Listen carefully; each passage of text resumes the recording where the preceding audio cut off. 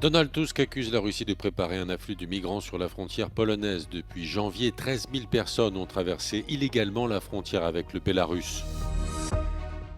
Volodymyr Zelensky assure que l'Ukraine résiste et obtient des résultats tangibles face à l'offensive russe dans la région de Kharkiv. L'Union européenne est divisée sur la demande du procureur de la Cour pénale internationale qui souhaite des mandats d'arrêt à l'encontre de ministres israéliens et de dirigeants du Hamas. Après le choc provoqué par la tentative d'assassinat du Premier ministre slovaque, les députés ont adopté une résolution visant à mettre fin à la haine en politique.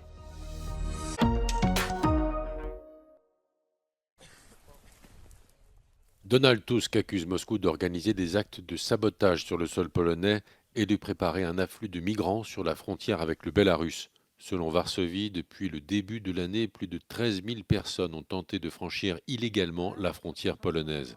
Dzisiaj dostaliśmy potwierdzenie i to jest oczywiście niepokojący scenariusz, potwierdzenie tego, że presja na granicę wschodnią Polski to nie jest migracja spontaniczna ludzi, którzy uciekają z różnych krajów. W tej chwili te dane są naprawdę bardzo precyzyjne dane, bardzo niepokojące. Ponad 90% tych, którzy przekraczają polską granicę nielegalnie, to są ludzie dysponujący rosyjskimi wizami. Le Premier ministre polonais évoque également des centres russes de recrutement de migrants en place actuellement en Somalie, en Érythrée, au Yémen et en Éthiopie.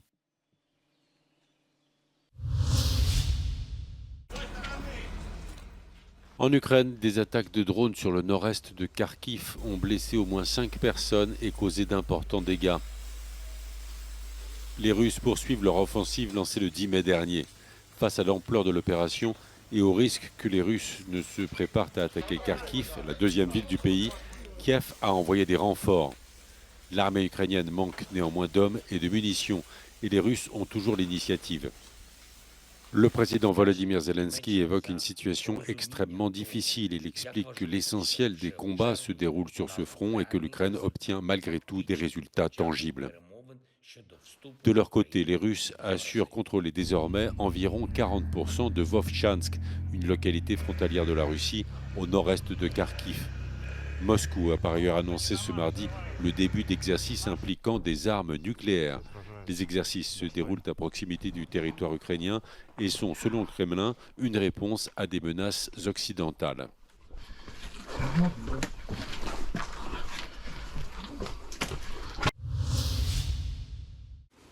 La demande de mandat d'arrêt formulée par le procureur de la Cour pénale internationale à l'encontre du Premier ministre israélien et de son ministre de la Défense divise l'Union européenne.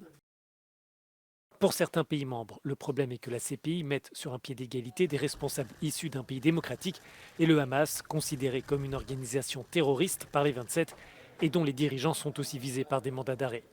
L'Allemagne et l'Autriche sont ainsi prudentes. Es ist aber schon so, und da möchte ich unterstreichen, was unser Bundeskanzler Karl Nehammer schon gesagt hat, dass es sehr eigentümlich ist, wenn hier in einem Atemzug der Premierminister eines demokratischen Staates genannt wird mit Hamas-Terroristen, die hier tatsächlich ein Massaker verursacht haben, das seinesgleichen sucht in der Geschichte. Und da gilt es jetzt auch abzuwarten, wie der Internationale Strafgerichtshof auf den Antrag des Anklägers reagiert. D'autres capitales, dont Paris, Bruxelles et Dublin, appellent au respect de l'indépendance de la Cour pénale internationale et du droit international. Ces pays souhaitent que la CPI poursuive son enquête. Clearly the prosecutor has made his determination, having done a substantial body of work. It's really important from my perspective and from an Irish perspective that we just allow the court to do any work that it wishes to do after this point.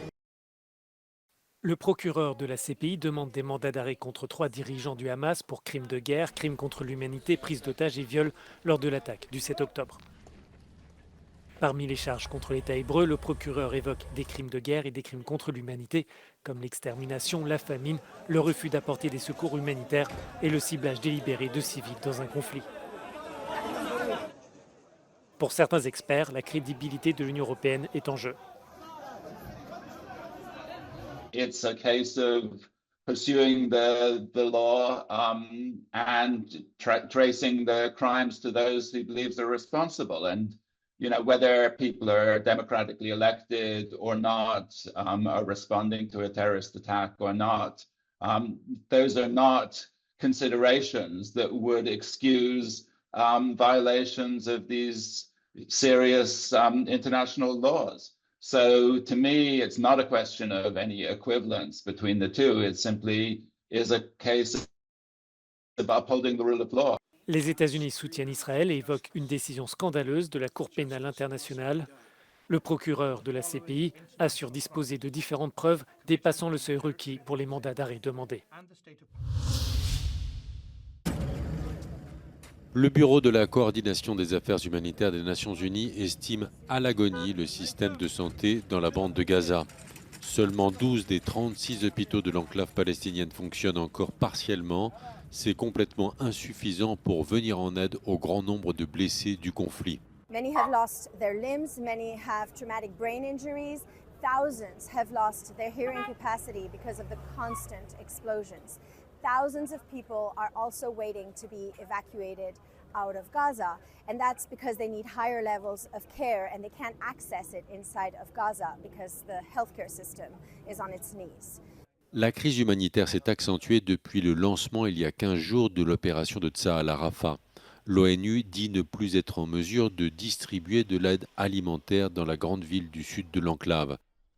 Des dizaines de milliers de Palestiniens se sont éloignés des combats et installés dans le nord de Gaza, où les conditions sanitaires sont particulièrement préoccupantes.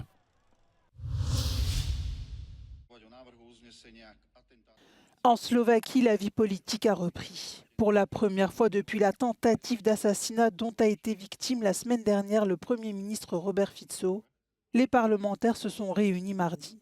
Dans une résolution historique, ils ont unanimement appelé tous les partis politiques à respecter les résultats des élections, mais également à s'abstenir de propager des discours haineux à l'égard de leurs opposants.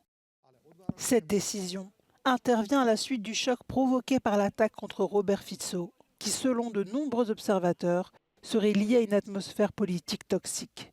Blessé par balle, le Premier ministre slovaque est dans un état grave, mais selon le personnel médical, sa vie n'est plus en danger. L'homme qui lui a tiré dessus avait été immédiatement arrêté par la police. Dans un premier temps, les autorités slovaques avaient qualifié l'agresseur de loup solitaire, mais à la suite d'une perquisition à son domicile, les enquêteurs pensent qu'il aurait pu être aidé dans sa tentative d'assassinat.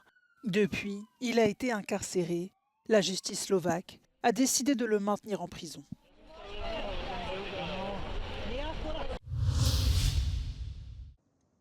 Le parti de gauche serbe, le mouvement des socialistes, a annoncé qu'il allait rédiger un projet de loi visant à restreindre les activités des ONG étrangères qui opèrent dans ce pays des Balkans. Izdaja sopstvene zemlje i naroda ne može više da bude visoko profitabilna delatnost. Ce projet ressemble beaucoup à la très controversée loi sur les agents étrangers qui a récemment été approuvée par le Parlement en Géorgie. Suite à des accusations de fraude lors des élections municipales à Belgrade en décembre dernier, les électeurs se rendront de nouveau aux urnes le 2 juin prochain dans la capitale serbe. La proposition de loi contre les ONG étrangères pourrait être favorable au mouvement socialiste serbe. Ja zaista smatram da je ugrožavanje interesa Republike Srbije ako postoje nevladine organizacije koje se doniraju iz inostranstva, finansiraju iz inostranstva i ovde rade na propagiranju Kosova kao nezavisne države, na propagiranju postojanja genocida u Srebrenici, o uništenju Republike Srpske. Les ONG, telles que l'Initiative de la jeunesse pour les droits de l'homme, craignent que le projet de loi n'ait un impact sur leur avenir et sur celui de la société serbe.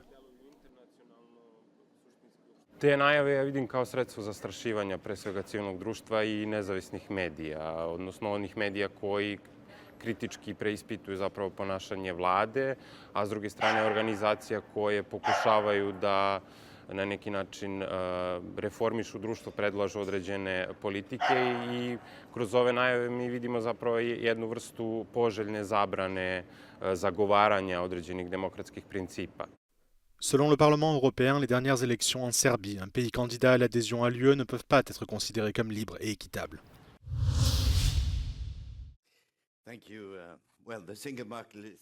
Comment utiliser le budget européen et quelles doivent être les prochaines priorités de l'Union ? 4 têtes de liste pour les élections européennes de juin ont participé mardi à un débat consacré à l'économie. Tous les responsables politiques s'accordent sur le fait que l'Union doit investir dans la défense, mais l'actuelle présidente de la Commission européenne et candidate du Parti populaire européen veut aller plus loin. We have to prepare our air defense and we have to prepare our land forces for that. And then the question is, what do we want to do on a common European level? I would advocate, for example, for an air defense shield as a common European project. Climate neutrality. Les participants assurent que l'Union doit être plus compétitive, mais chacun dispose de sa propre stratégie pour y parvenir.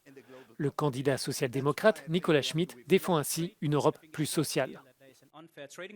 But what do we understand by competitiveness? It's also investing in good health, for instance. It's investing in good housing. It's investing in education. It's investing in good infrastructure. La même question a été posée aux candidats. L'Union doit-elle dépenser plus ou moins? Le représentant de l'extrême droite, du groupe Identité Démocratie, défend des coupes profondes comme la suppression de 6 000 postes au sein des institutions. Même chose pour les aides agricoles. Inacceptable pour le candidat libéral.